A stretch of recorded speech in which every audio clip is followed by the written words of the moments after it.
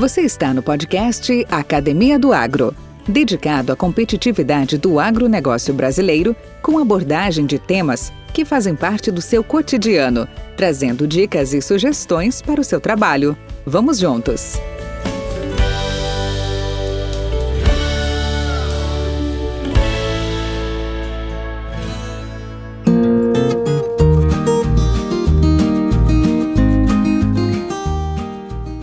Olá, pessoal!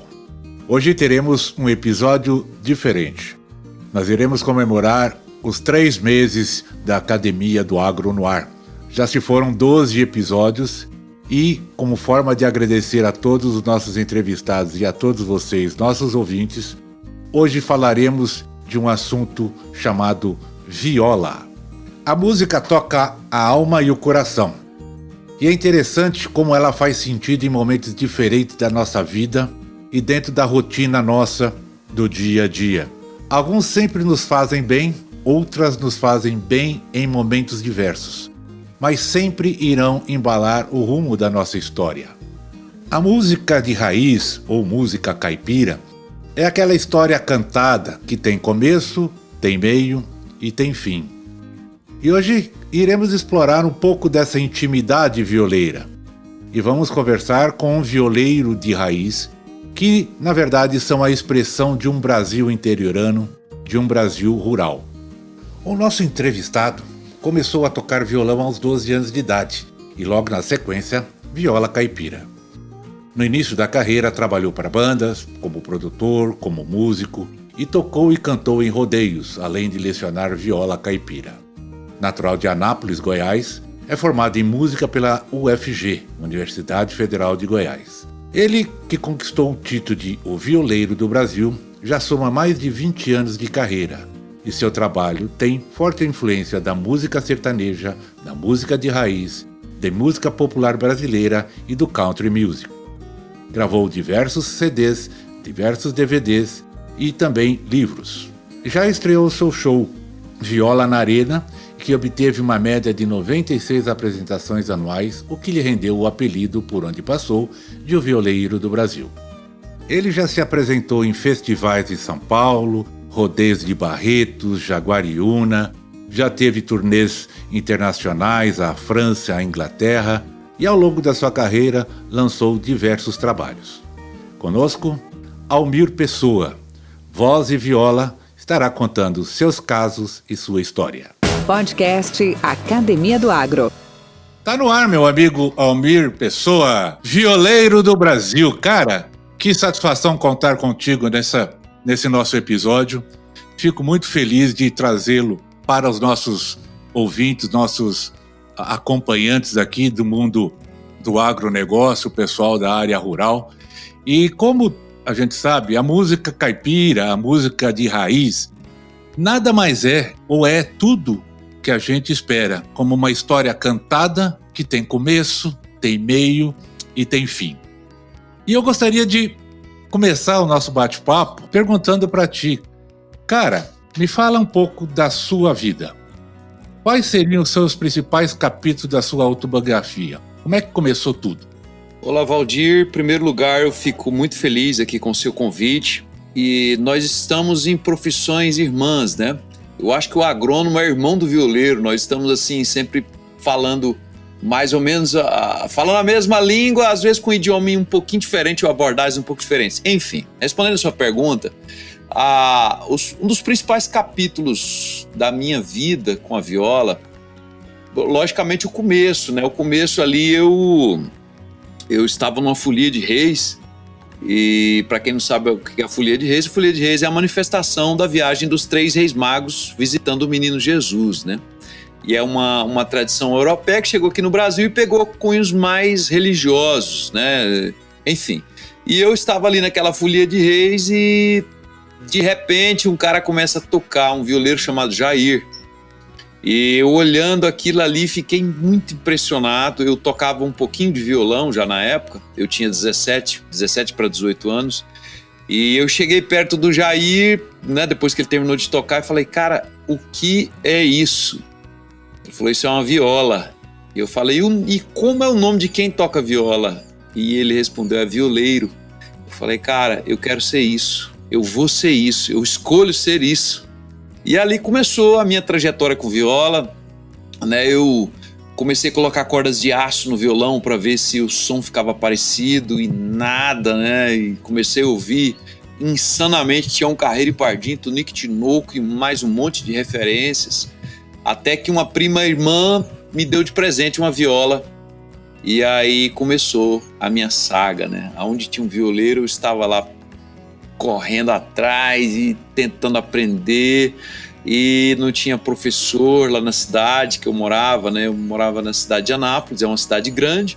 Não é que não tinha professor, Valdir, na verdade até tinha, mas eu ficava com medo de tocar que nem aquela galera, sabe? Eles ficavam ali, eu achava meio limitado aquilo. E desde a primeira vez que eu vi a viola, eu enxerguei como algo transcendental, algo que pudesse não ser associado apenas à cultura caipira. Na verdade, a cultura caipira é riquíssima, maravilhosa, eu a amo de todas as minhas forças, mas eu acho que como um instrumento, ele é capaz de expressar muito mais, né, do que a gente pode pensar, inclusive, né? É transcendental, como eu disse. Então, é isso. Os primeiros capítulos começam aí, mas logo depois eu comecei a estudar, fui para conservatório de música em São Paulo, fiz conservatório, depois voltei, comecei a dar aulas de viola, caí na estrada, e por aí vai, cara, a história para contar demais. Tá coisa. A sua primeira aparição em público? Primeira aparição em público foi no dia 10 de abril de 1998. Agora, as datas são importantes nessa hora porque eu ganhei a viola no dia 16 de fevereiro, né? E no dia 10 de abril eu fiz a minha primeira apresentação pública, ou seja, fevereiro, março, abril, né? Pouco mais de... Foi dois meses e qualquer coisinha.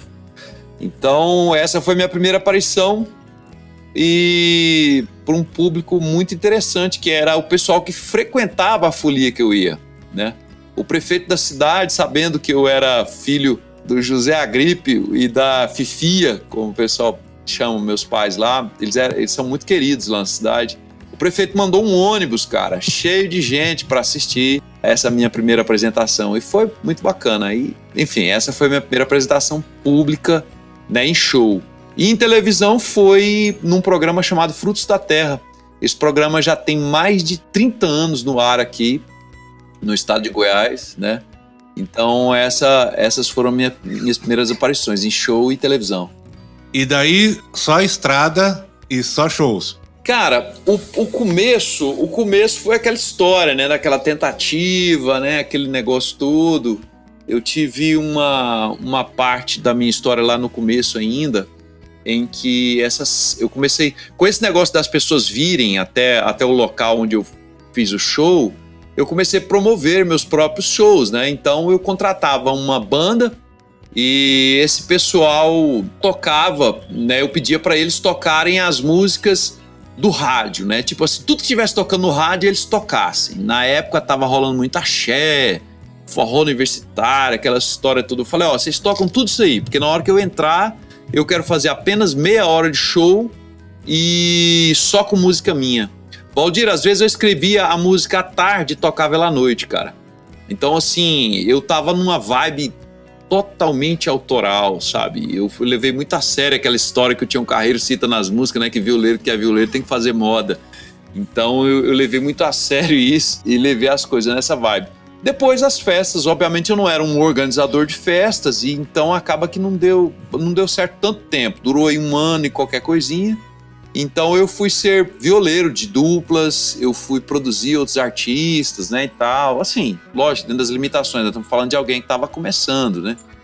E logo em seguida comecei a tocar em bares, então eu passei por todo o esquema, né? Eu passei pelo baile, eu passei pelo bar, passei, enfim, por essa história de ser músico de outros artistas, né? Então é muita coisa, cara. Até chegar nos shows, né? Os shows chegaram na minha vida em 2003. Aliás, desculpa, 2002.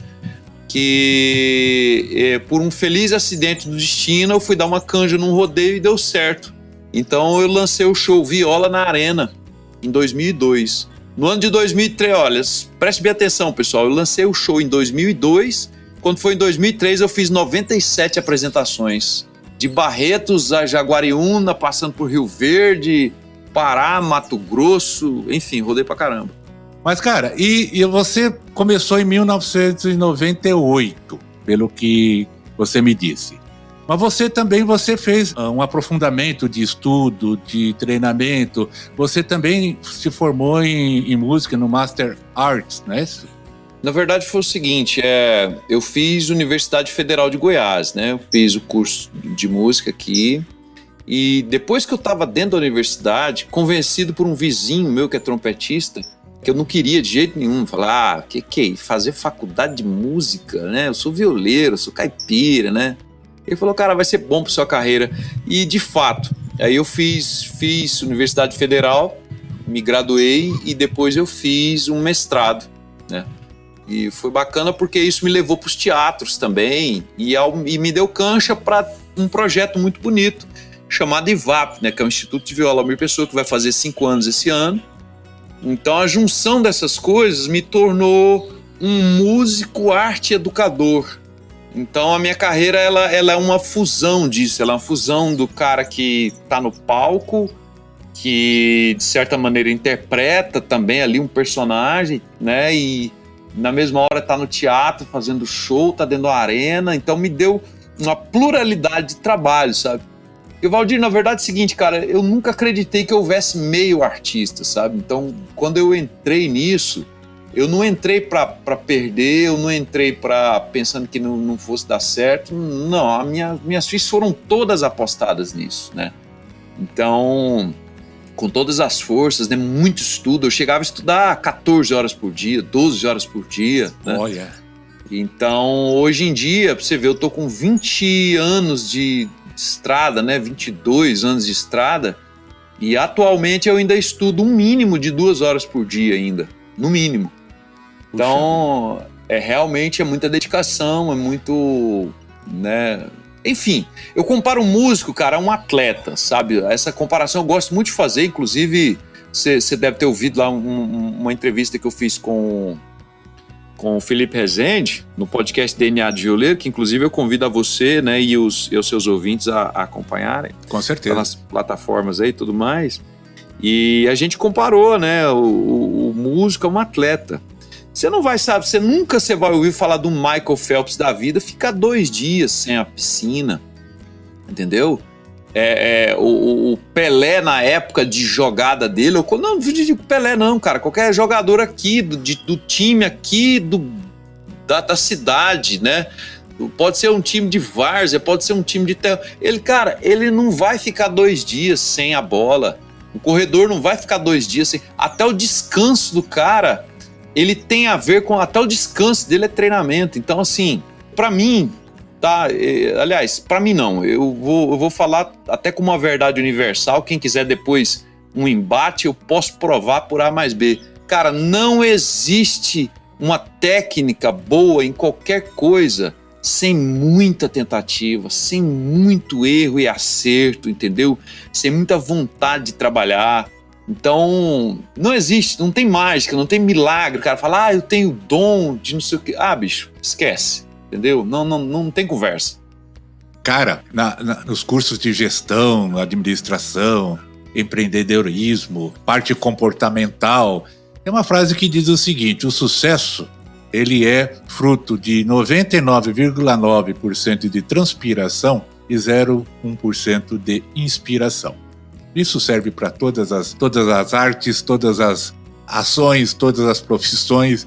O cara se superar, ele tem que exercitar e muito. A excelência não vem com ato. A excelência vem com hábito de você fazer. Cara, eu quero explorar um pouco mais o IVAP, mas antes disso, que nem eu tenho uma cara metade aqui em casa que eu não chamo de cara metade. Eu chamo ela de 3/4. Fala um pouco do seu 3/4, da Lidiane. Como é que foi? Ela começou como fã ou isso foi mais anterior? Cara, a Lidiane é o seguinte, desde quando nos conhecemos, que foi também numa folia, olha só, tanto que a folia tem importância na minha vida, né? Nós nos conhecemos muito jovens, cara. A gente se conheceu, eu tinha 17 anos, ela tinha 15. E aí a gente namorou ali brevemente, depois passamos uma temporada longe, né? Aí reatamos, enfim, nós estamos juntos há bastante tempo. A Lidiane sempre me desafiou, cara. Quando esse negócio assim, nos amamos muito e tudo mais, mas eu vou ser bem direto na pergunta, assim, o que a Lidiane influencia na minha carreira? Desde o começo, quando eu tocava em bares, ela era vendedora de uma empresa de produtos agrícolas. E ela sempre ficava me desafiando. Você tá tocando em um?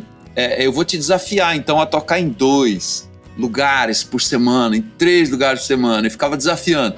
E na época eu não tinha carro, aí ela me levava, né? Me dava aquela carona especial, cheio de instrumentos dentro do carrinho dela, meu Deus do céu. E desde o começo juntos, sabe? Desde o começo, assim, desafiando muito. Até que quando o show Viola na Arena começou a pegar, ela abriu mão das coisas dela, né? Do trabalho dela, e começou uma carreira de empresária, no caso, como minha empresária. E aquilo, cara, era daquele jeito, né? Vocês podem imaginar o tanto que era fácil, né? Bem facinho, né? Imagina só um show que ninguém conhecia, vendido de uma forma, a gente não tinha dinheiro para investir, nós colocávamos tempo, muita dedicação no negócio, né? E quando surgiu aquela história de VoIP, né? Ligação pela internet, e a gente colocava aquele modemzinho num computadorzinho e fazia ligações para esse Brasil inteiro, sabe? E a Lidiane ali no pé do eito mesmo, e sempre me desafiando, sempre falando, você pode, você vai e tudo. Na parte musical, graças a Deus, ela não é musicista, entendeu? Graças a Deus, ela não tem, assim, ela não demonstra aptidões musicais, porque ela me mostra o outro lado. Então ela sempre tá me puxando a orelha, tá acontecendo isso, o pessoal tá gravando isso e aquilo. Atualmente, a Lidiane tá na direção do IVAP e eu assumi 100% full time as rédeas da carreira, né? Enquanto shows, essa história toda. Então, eu tenho algumas pessoas que me auxiliam, mas atualmente a Lidiane, ela é diretora executiva do IVAP. Eu sou diretor artístico, né? E de metodologia. Dou poucas aulas, eu fico mais pela questão de criação de curso, etc e tal. Então, assim, atualmente é bem certinho mesmo o que cada um faz, sabe? E a gente tenta não ficar influenciando tanto nas decisões do outro. A gente, pelo contrário, a gente se respeita muito e tem aprendido a se respeitar cada vez mais. Ela é uma excelente mãe, uma excelente parceira, enfim. Me fala uma coisa, e os filhotes estão seguindo o seu caminho ou da mãe? Cara, eu tenho 2 filhas, né, a Beatriz e a Gabriela, e elas, assim, a Gabriela demonstra um gosto muito interessante pelo canto, ela gosta mais de cantar do que a irmã, né? A Beatriz, ela é mais ligada ao lance da viola, então ela cata, mas é assim, é pontual, sabe? Por exemplo, tem um trabalho de escola, esses dias ela apresentou um trabalho de escola de cordel. E ela é muito direta no que quer, sabe? Eu sou mais de ficar rodeando, né, e tudo. Ela é mais direta. Ela chega, papai, me ensina a tocar o solo de Asa Branca, né? E aquele jeitinho, ela fala aquele jeitinho de tocar lá do cordel. Aí eu peguei e ensinei uma escala pra ela, né, que deixa eu ver se a viola tá afinada aqui. Aí ensinei pra ela isso aqui. Ensinei isso, ela pegou rapidão e aquele jeitão, né, aquele tipo de escala de música nordestina, né, e tudo mais, ela pegou e saiu matando a pau. Então, assim, não tem muito ficar rodeando, sabe? Ela pega, apresenta e daí a pouco fica alguns dias sem pegar, mas assim, enfim, todas as duas são afinadas e têm boa aptidão musical. Que beleza, que bacana. Almir, agora fala um pouco do IVAP. Como surgiu esse projeto? Eu sei que ele vem complementar, ele vem te dar expansão aí no seu dom artístico, na sua vontade, mas conta a evolução dele e que momento que está hoje o IVAP, com 5 anos já de estrada. Valdir, é o seguinte, o IVAP, ele surgiu num momento interessante que é o seguinte, as pessoas... Eu sempre mantive alguns alunos em casa, sabe? Era ali 4, 5 alunos, mas a demanda era muito grande. As pessoas ficavam perguntando, eu quero estudar viola e tal, aquela história toda. e eu sempre acabava indicando um professor particular ou outro, né, e tudo. Até que surgiu uma conta muito simples, uma conta bem básica, que a gente mantinha escritórios, né, em locais de negócios, né, e ali você tem toda a despesa, né, do escritório e tal. Mas eu comecei a ficar incomodado que nos escritórios eu não podia ensaiar, não podia fazer música, eu não podia receber um parceiro musical para compor. E aí isso ficava na minha casa, sabe? Essa história de trazer para casa. Então eu ficava querendo levar o meu trabalho musical para o escritório, não podia, e eu tinha que trazer para casa um trabalho que, por mais que seja muito prazeroso, é estressante também, né, cara? Verdade. E aí nós abrimos o IVAP no intuito de ser uma espécie de escritório com a aula de viola, né, e tudo, um espaço adequado, tudo mais. Por que a gente decidiu chamar de instituto? Porque era muito mais abrangente do que uma escola de viola, sabe? Primeiro que uma escola, na minha cabeça, eu entendo como algo que você vai transmitir uma metodologia já existente, né? No caso de um instituto, não, você cria, né, algo novo, você expõe algo novo, você experiencia, né? Você traz tanto o científico quanto o empírico, né, ali para dentro. Então o IVAP nasceu dessa história de ser o meu escritório. Eventualmente a gente acaba agenciando algum outro artista, né, esporadicamente. E ali é um local de ensaio também, e o IVAP nasceu dessa forma. E um local também como é que eu posso dizer, de eu ter passe livre para poder falar com as pessoas, porque ainda tem um estigma, né, meio grande assim do artista, não poder falar, né, de ficar em contato demais, essa história toda. Então o que acontece? Quando eu preciso falar com as pessoas que eu estou disposto e eu tenho tempo de encontrar com as pessoas, eu estou no IVAP. Né? E ali tem também o Empório do Violeiro, que é um espaço destinado à comercialização de produtos relacionados ao meio, né? Ao nosso meio. Ali tem um encordoamento de viola, tem coisas para violeiros, souvenirs, camisetas, bonés, essa história toda. Tem também algumas cachaças de altíssima qualidade, sabe? Enfim, e a IVAP tá nessa vibe. Nós temos alguns professores muito engajados, cara. E o IVAP agora chegando o aniversário de 5 anos, que vai ser no mês de novembro, e nós estamos preparando agora um curso online também, o IVAP Online, para atender pessoas todo o Brasil, quiçá fora dele também. Viu, Almir? Eu vi um certo tempo atrás, acho que foi um artigo do... como é que ele... Volmir Batista, lá de Brasília. Uhum. E ele fez um comentário bastante interessante que eu queria te incluir nessa pergunta. Ele disse o seguinte: ele faz parte de uma leva de violeiros de vivência mais urbana, como o próprio Roberto Correia, Renato Teixeira e Almir Sater, seu xará. É um estilo que chamamos de regional, que fala do sertão e com uma pegada mais urbana. São caipiras com conhecimento mais amplos de música. Aí eu te pergunto, música de viola ou caipira ou de raiz? Conte-nos um pouco sobre ser violeiro nas ruas da cidade. Bem, primeiro, eu acho que a gente tem que tomar muito cuidado com essa história de ter conhecimento ou não, né? Que tipo de conhecimento e tal. Porque conhecimento musical... Primeiro a gente tem que definir o que é isso. Eu acho que se você disser que alguém não tem conhecimento musical, né? Um músico caipira, por exemplo, imagina só vamos pegar um ícone, né? Exacerbado mesmo, Tião Carreiro. Eu não acredito que o Tião Carreiro sabia o que era uma tríade diminuta, uma leitura musical numa partitura, ler em clave de sol, em clave de fá, em clave de dó. Eu não acredito que o Tião Carreiro sabia quem era Mahler, Chopin, quem esses caras. Agora, cara, jamais você vai poder dizer que o Tião Carreiro, o Tunico Tinoco, o Bambico, esses caras todos, eles não estudavam, não conheciam de música pra caramba. O negócio é porque há uma hipocrisia muito grande de músicos que acham que sabe ler uma partitura, pensa.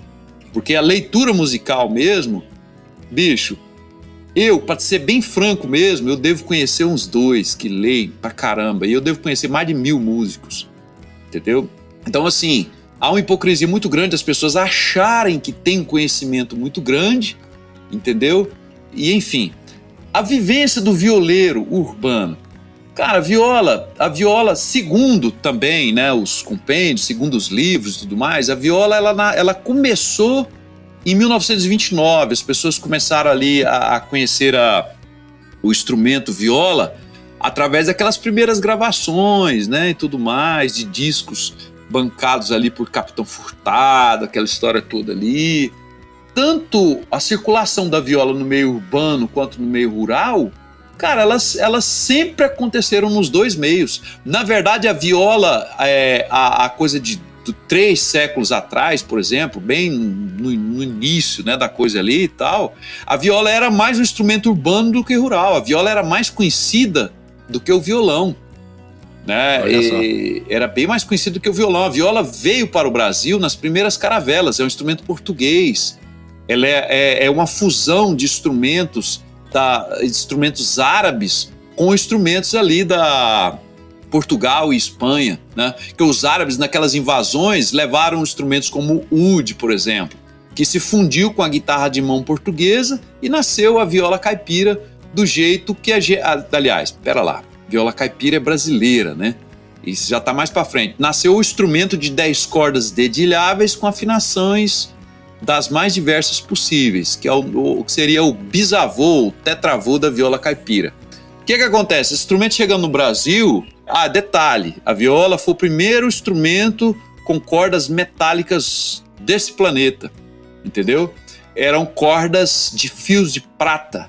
Agora você imagina no Brasil colônia, o cidadão conseguir fio de prata para poder encordoar a viola. Não dá, né, compadre? O que acontece? O brasileiro ali, tupiniquim, já começou a fazer o quê?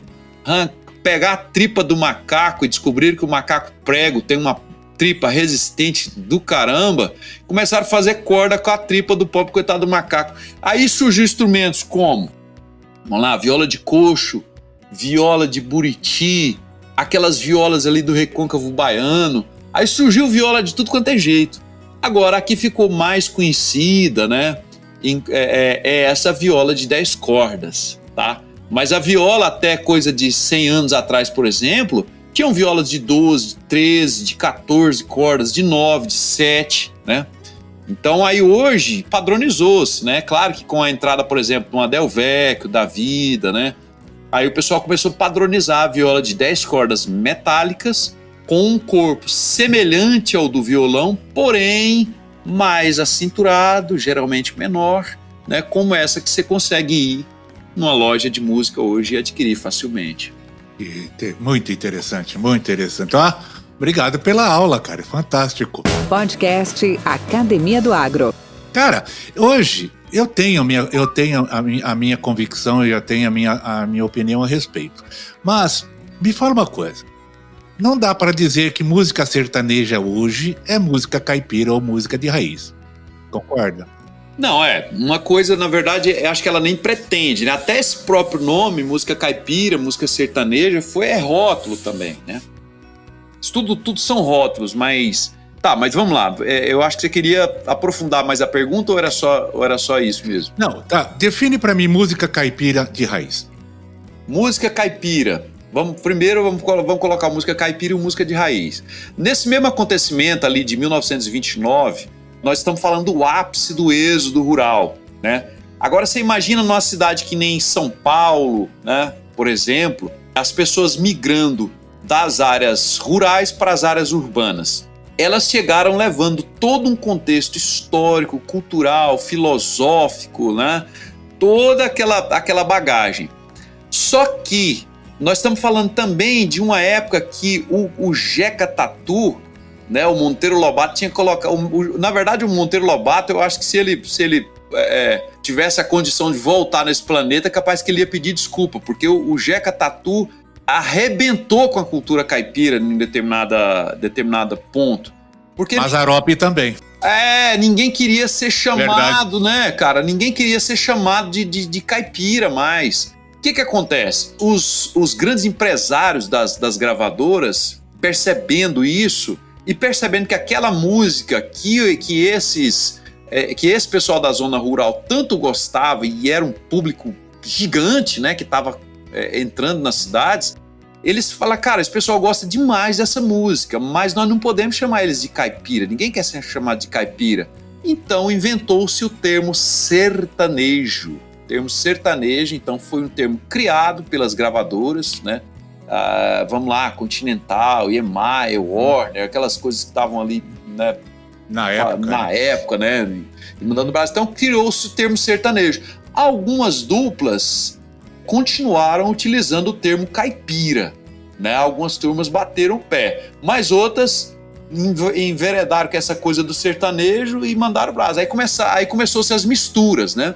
Uma mistura que foi muito latente foi a mistura, por exemplo, de Pedro Bento e Zé da Estrada, que numa ocasião fizeram uma turnê no México, eu acho que patrocinado pelo governo brasileiro, fizeram uma turnê no México, só que com a volta deles de lá para cá, eles trouxeram o chapelão mexicano na cabeça, e os trompetes nas músicas, entendeu? E colocaram isso nas músicas. Resultado, cara, foi a mesma coisa que riscar um pavio de pólvora, um barril de pólvora. O negócio explodiu. Depois disso, chega Milionários do Zé Rico. O Zé Rico com aquele vozeirão lá em cima, nas gripas, você tá entendendo? E aí, com essa influência mexicana, o próprio Hamilton Carneiro fala que foi aonde começou, assim, segundo ele, tá? Onde começou a estragar a música, né? Tipo assim, porque aí ninguém sabia mais o que era sertanejo, o que não era. Mas o fato é que com essa influência da música mexicana, abriu uma porteira também para outras influências muito grandes da música americana. Aí, meu irmão, aí nós já estamos falando de final da década de 70, né? Início dos anos 80. Aí entra em cena, por exemplo, Chitãozinho e Chororó, que os caras muito visionários começaram a perceber que o quê? Que o próprio equipamento de áudio, cara, que estava em vigência no Brasil, não conseguia dar conta daquela música nova, daquele monte de novidades que já incluíam guitarras elétricas, incluíam bateria. Aí nós estamos falando também de uma influência aí de rock and roll, influência da própria música popular brasileira de uma maneira geral que estava mudando, né? A guitarra aparecendo no 12, fãs de Raul Seixas enlouquecidos, né, com aquele som e tudo mais. Então todas essas coisas se influenciam. E aí a música caipira acaba que ficou assim, ela ficou um pouco presa à questão da viola, do acordeon, né, e de uma percussão ali mais tranquila, mais singela e tudo mais, e seguiu um caminho mais bucólico, permitindo menos misturas, né? Mas só porque esse fenômeno também, Valdir, a gente pode observar também coisas como o samba de raiz, a gente pode observar com várias outras manifestações também que escolheram não se misturar.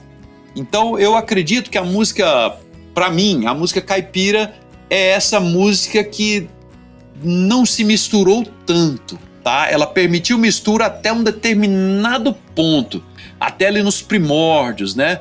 Com a questão da cultura africana, do indígena, né? E do europeu, beleza, teve aquela mistura inicial, mas ela não permitiu uma mistura posterior, que seria com essa coisa aí da guitarra elétrica, né? De todas essas outras coisas que originaram o que a gente chama hoje aí de música sertaneja universitária, tal do arrocha, né? Que já é outro negócio que já veio da bachaca, né? Da bachata, sei lá, que é um ritmo mexicano, se eu não me engano, também. Olha aí o México influenciando de novo. Então, assim, todos, né? Eu acho que todos têm que ser respeitados e todos têm que ser... Enfim, a gente tem que pegar o lado bom de cada coisa dessa, mas uma explicação bem técnica é isso aí. Eu acho que a música caipira é a música que não se misturou tanto. Legal.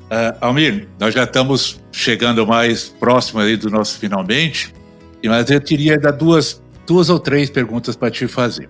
Conta para mim, qual a coisa mais engraçada ou estranha que já aconteceu com você no seu caminhar de viola?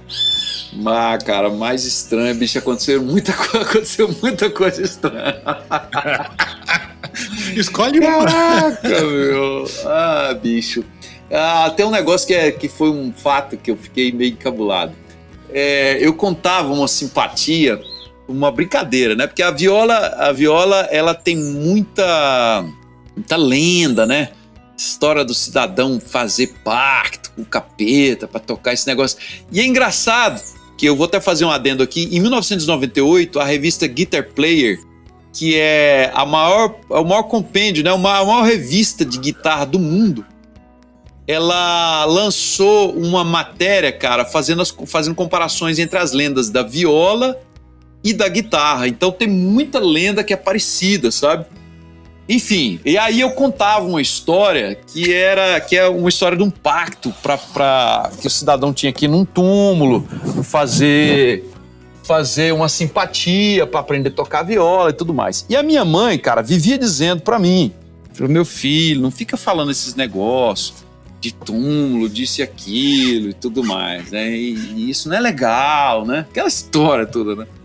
E aí, o que acontece? Eu fui tocar numa cidade chamada Chapadão do Sul, Mato Grosso do Sul, cidade muito bacana, né? Tudo era o seu Rudimar, que era o contratante lá, e enfim, eu tô lá tocando, e na época, cara, tinha aquele tal do celular rural. Você deve lembrar bem desse tal do celular rural, né?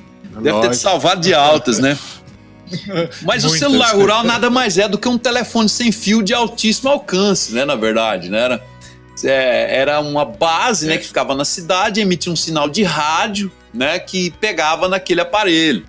O que acontece? Esse tal desse sinal de rádio, cara, a frequência dele era uma frequência VHF, que era exatamente as frequências que eu utilizava no transmissor sem fio da viola para eu tocar na arena do rodeio.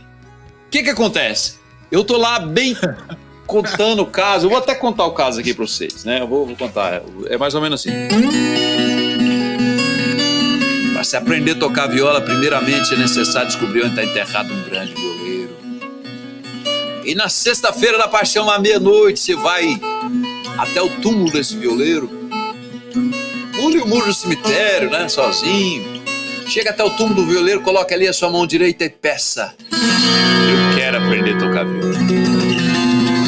Vai vir um vento do cemitério quebrando os galhos das árvores, arrastando as folhas. É a alma que tá chegando. A partir desse momento, candidato a violeiro ou violeira, não abra os olhos, correndo um sério risco de virar um sapo cururu e morar 47 anos na beira do Rio Araguaia. Correndo um sério risco de ser comido por um jacaré ou, o que é muitíssimo pior, por uma cobra. E aí vai, por aí vai, né? Aquela história toda, né? Só que tem um detalhe, cara. Quando eu falei de colocar a mão no túmulo do violeiro, contando o caso ali, Valdir, deu uma interferência do celular rural com o negócio da viola, que deu um ruído tão grande, cara. Eu acho que eu nunca escutei. Imagina uma bomba misturada com esse som, assim, ó. E com tudo. Cara, parecia, cara, que tava vindo uma voz das profundezas, entendeu? Cara, inclusive eu. Eu só não fiz porque eu não tava com a merda pronta, cara. Cara, eu escutei o suspiro das pessoas na arquibancada, saca? Eu escutei a expressão de susto das pessoas. Resultado, eu fiquei encabulado. Aí a voz da minha mãe ficava na minha cabeça: meu filho, não fica falando esses trem e tal. Cara, eu fiquei assim uns 5 shows sem falar a bendita da simpatia, saca? Então esse é um dos casos que aconteceram por aí. Muito bom, muito bom. Eu deixaria uma última pergunta, e você pode fazer a sua mensagem também, que é o seguinte: quando você olha para o futuro da viola, o que você visualiza? Olha, eu visualizo um instrumento ainda mais popular, né? A viola realmente já está muito popular. Pasmem, que são vendidas no Brasil, e são números oficiais, recolhidos pela maior fábrica de instrumentos musicais do Brasil, que é a Rosine, do qual inclusive eu tenho uma viola assinada, né? A viola Rosine, modelo Almir Pessoa. Vendem-se no Brasil, por mês, aproximadamente 2.500 novas violas tá? Por mês. Uau. No Brasil. Então, e a quantidade de escolas de viola, de cursos de viola, de professores de viola é inacreditável. Tem muita gente boa trabalhando, muita gente fazendo a sua parte e tudo. Então, assim, o futuro da viola eu só enxergo popular, sabe? Muito popular, porque a metodologia está se aprimorando cada vez, está sendo aprimorada cada vez mais. E cada vez mais as pessoas também caem aquele mito de que para você tocar viola você tem que tocar violão. Isso é um mito, né? Na verdade, para quem está começando, a viola é muito mais fácil do que o violão, porque a viola te dá uma afinação aberta. Se eu pegar as cordas soltas, por exemplo, vou pegar minha viola aqui solta, ó. Tô tocando com corda solta. Você já tem um acorde, no caso aqui da viola que eu tô afinada em Mi maior. Então, você não tem isso no violão.